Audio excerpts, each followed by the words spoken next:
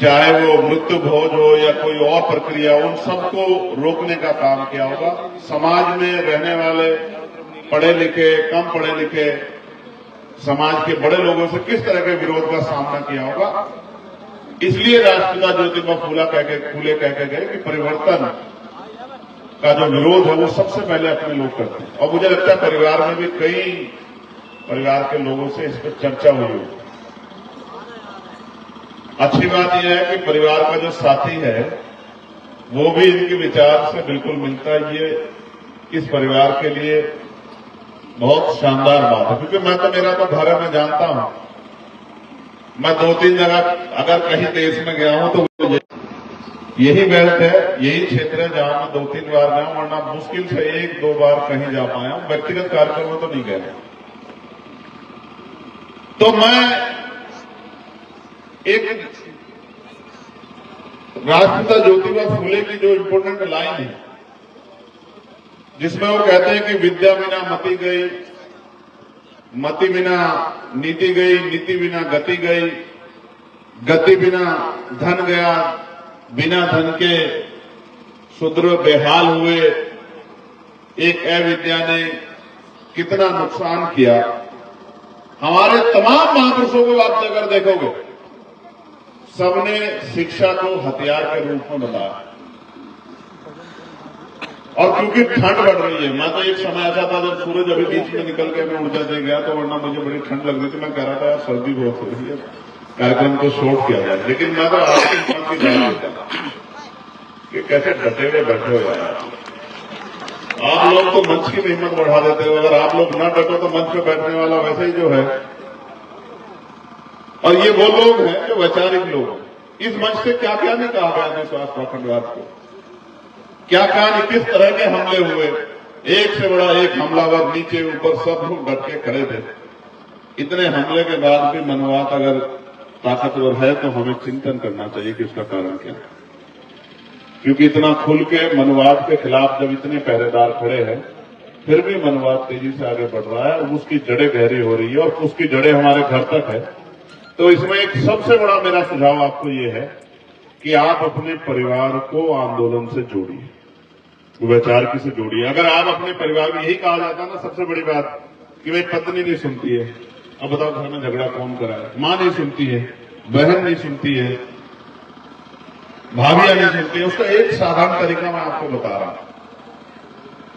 आपकी बात नहीं सुनती ना, तो आप किसी दूसरे व्यक्ति को लाके खड़ा करो। किसी बहुत महिला हम पे ऐसी हैं, आंदोलनकारी, नेतृत्वकारी महिलाएं, मिशनरी महिलाएं जो महापुरुषों की विचारधारा को बताने का काम करती हैं। उन महिलाओं को अपने घर में लाकर अपने परिवार को सबसे पहले शिक्षित करना।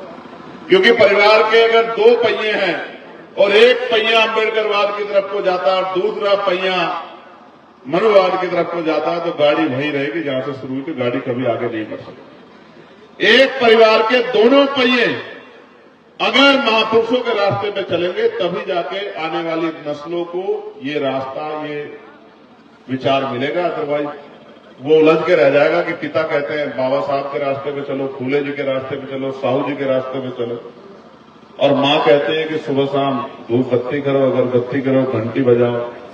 बाबा साहब तो कहते हैं सुबह उठ के 2 घंटी बजेगी, एक स्कूल की, एक मंदिर की, आपको तय करना है कहां जाना है। उन्होंने ये भी कहा गुलाम को गुलामी का एहसास करा दो, अपनी बेड़ियां स्वयं काट देगा। तो हमें सिर्फ लोगों को जागरूक करना है, बाकी लोग अपने आप समझदार हैं, उनको क्या करना है। मैं 2 बातें इंपोर्टेंट ये कहना चाहता हूं। तलवारें बढ़ रही हैं, कलम छीने जा रहे हैं। कलम पे बहरा है और तलवारों के धार लगाई जा रही है। मैं तलवारों की धार लगाने वालों को कहना चाहता हूं, संभल के रहो। अभी संविधान हाथ में है, संविधान के आधार पर लड़ाई लड़ी जा रही है। किस दिन अगर आपकी तलवारों का जवाब देने का मन बना लिया तो तलवारें चाकू से छूटी हो जाएंगी और पलायन करना पड़ेगा किसी दूसरे प्रदेश में। ये धार और ये हथियार और ये गुंडागर्दी और ये लाइसेंस हमने बहुत पुराने देखे हैं। उनके बच्चे हैं जिन्होंने 5-5 हजार साल की गुलामी को एक-एक झटके से काट दिया। हम संकल्पित लोग हैं, हम समर्पित लोग हैं। जब तक हमारे शरीर में खून का कतरा है, मैं उनको कहना चाहता हूं जो इस देश को, संविधान को खत्म करने की बात करते हैं। जब हम नहीं थे शंभू साहब, जब बाबा साहब रोते रोते चले गए, बाबा साहब ने कहा था कि मुझे मेरे जाने के बाद मरा हुआ मत समझना, जब तक संविधान जिंदा है मैं जिंदा हूं। अब बाबा साहब के बच्चे जिंदा हैं, अब महामना रामसु वर्मा जी के अर्धक संगी जिंदा हैं। अब इस देश में बहुजन हिताय बहुजन सुखाय के पहरेदार जिंदा हैं।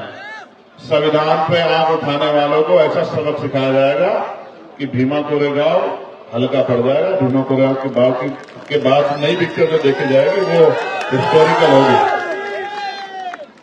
मैं संविधानवादी हूं, लेकिन बहुत जिम्मेदारी से कह रहा हूं, अगर संविधान पे आंच आई तो हर कीमत से गुजर सकते हैं, इस बात को आप याद रखना। और जिसको हमारी ताकत देखनी हो वो गलतफहमी में ना रहे। अगर हम चुप रहते हैं उसका एकमात्र कारण ये है कि हम संविधानवादी हिंसक नहीं, लेकिन हम सेल्फ डिफेंस करना जानते हैं, हिंसा का जवाब देना जानते हैं। तो मैं आज सबसे भी कह रहा हूं नौजवानों को, भेड़ बकरी बनने से अच्छा है, कारण आप सुने कि 100 दिन बकरे की तरह जीने से अच्छा है एक दिन शेर की तरह जीने। भेड़ बकरी की तरह मत जियो जिनको बार बार किसी काम के लिए टोका जाए। योद्धा बनो योद्धा। और हमने इस आंदोलन के जरिए भेड़ बकरी नहीं तैयार की, योद्धा तैयार किए। एक एक योद्धा हजारों हजार लोगों का मुकाबला कर सकता है, वैचारिक के तौर पे, संघर्ष के तौर पे, समर्पण के तौर पे। और बहुत शानदार कहा था नवीन भाई ने कि क्रांति उत्सव होती है।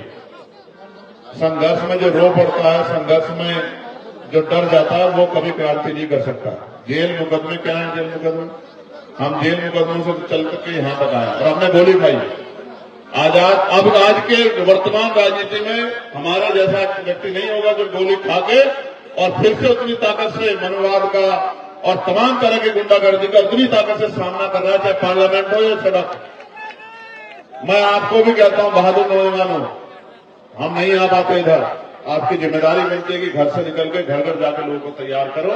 नारा अच्छा लगाते हो, छातियों पे अपने अपने इस पे सीने पे लिखवा दिए, हमारी फोटो बनवा दी, हम देखते हैं, हम लोग आपके प्यार को समझते हैं, लेकिन हम भी कुछ करना अगर आपके लिए चाहते हैं, उसके लिए हमें आपकी मदद की जरूरत है। वो ज्ञान से बात आगे बढ़ेगी। ये लोकतंत्र लाठी डंडों की कीमत नहीं है, यहाँ सरों की कीमत है। आप खूब पढ़ो, खूब ज्ञान हासिल करो, ज्ञान में किसी पीछे मत रहो और आगे बढ़कर समाज का नेतृत्व करो। और कोई ऐसी फिक्र ना छोड़ो जहां से ये कहना पड़े कि हम किसी और पर निर्भर हैं। आत्मनिर्भर बनो, अपने आप को शक्तिशाली बनाओ, अपनी शक्ति बढ़ाओ और अपने बहुजन समाज में भाईचारा पैदा करो।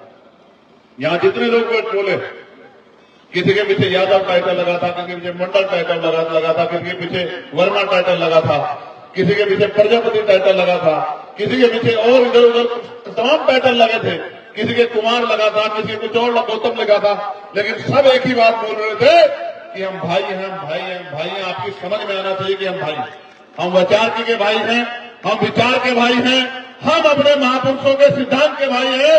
और हमें संकल्प है इस मातृभूमि का कि इस बार इस मातृभूमि पे और इस मातृभूमि पे रहने वाले कमजोर वर्गों के लोगों को गुलाम नहीं बनने देंगे, किसी कीमत पे बनने देंगे, चाहे क्रांति का पैमाना कोई हो, चाहे कोई कीमत चुकानी पड़े। बहुत बहुत धन्यवाद।